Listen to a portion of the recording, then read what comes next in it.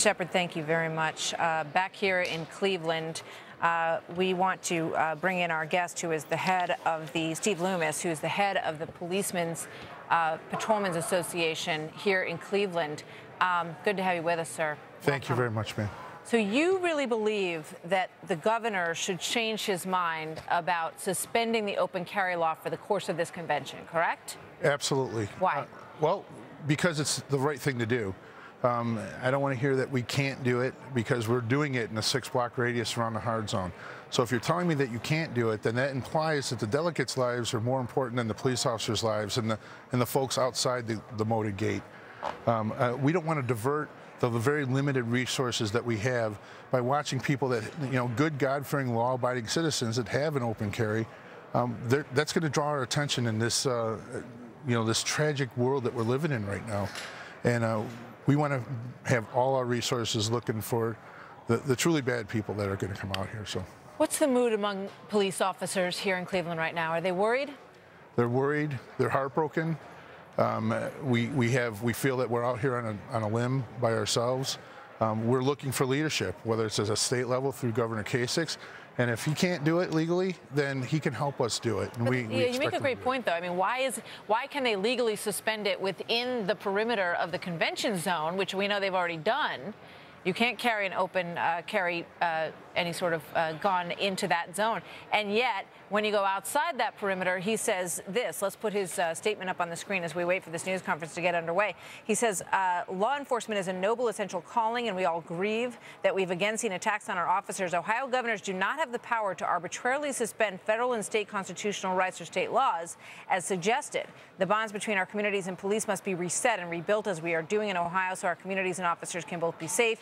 Everyone has an important role to play. Yeah, that's a well-written political statement.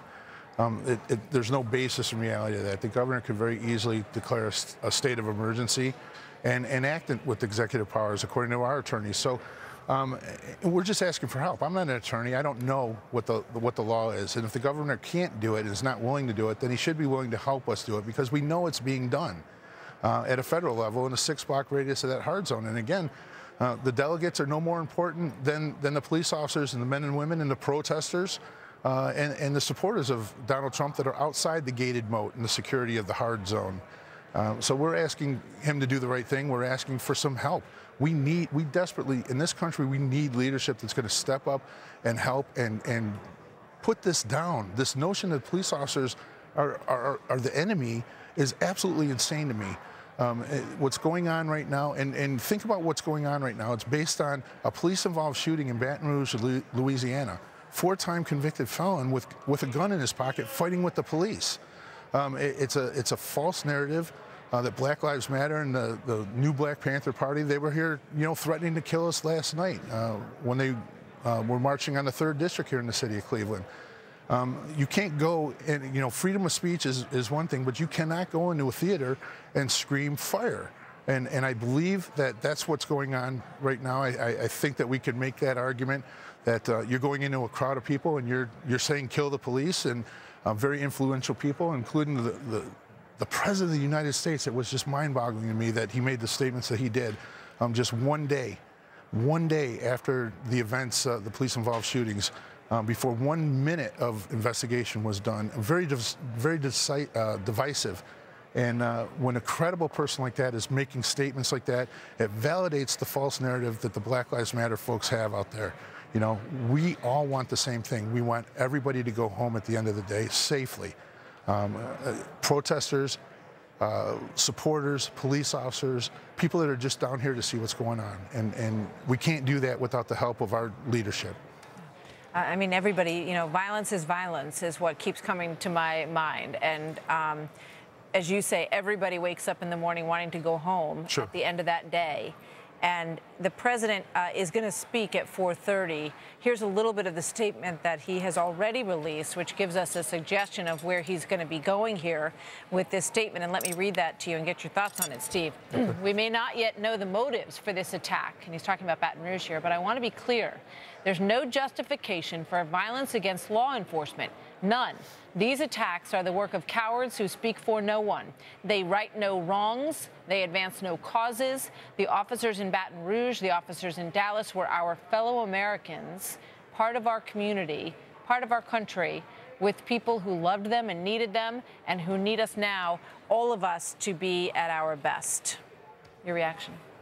Very nice. I appreciate hearing that. I wish that's what he was saying a day after the police-involved shootings in Minnesota and the day after the police-involved shootings in Baton Rouge, because that would have gone a long way.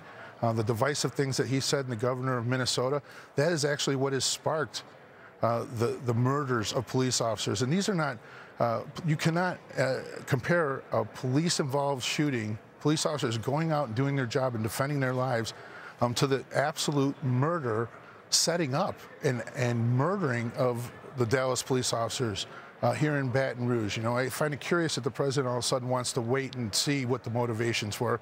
He didn't want to wait and see what the motivations were when he was making the divisive statements. I mean, I think after Ferguson, one of the most important lessons that everybody took away, because we know the federal government investigated what happened in Ferguson, and the DOJ went there right away to do an investigation, and what they ended up finding in what there's no doubt was a thorough investigation was what the circumstances were not at all what people thought they were. There was not a hands up, don't shoot moment, and yet you continue to hear that chanted at these protests, and it does seem that it is incumbent upon the president to say, whenever something happens, whether it is, you know, an officer who's gunned down or a person who is gunned down in the line of duty, we need to all take a breath and investigate and figure out exactly what has happened here.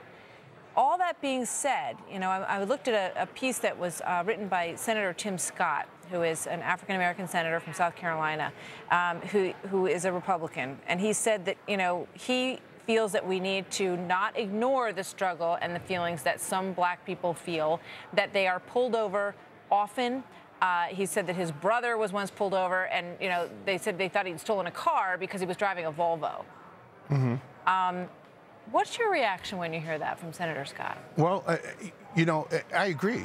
You know, if there is legitimate issues out there, then they do need to be addressed. But all the issues need to be addressed.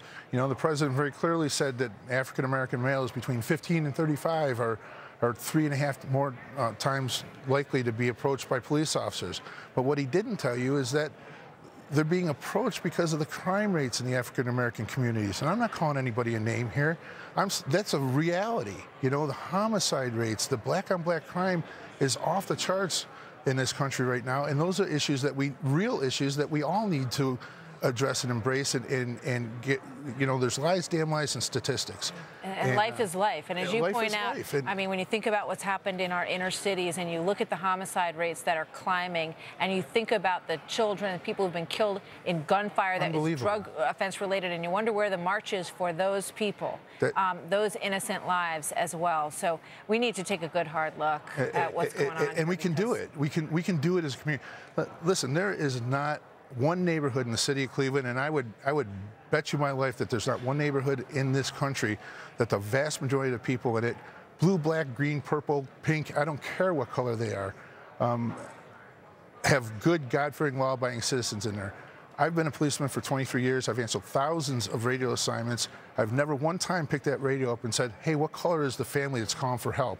And more importantly, I've never gotten to those radio assignments and had somebody come out and size me up and go, no, send me a black cop. Steve, thank you. Those are other people's agendas. Thank you very much. Yes, good luck to you all this week. Much. It's good to have you with us, and we're glad to have you on our side out there, too. Thank you.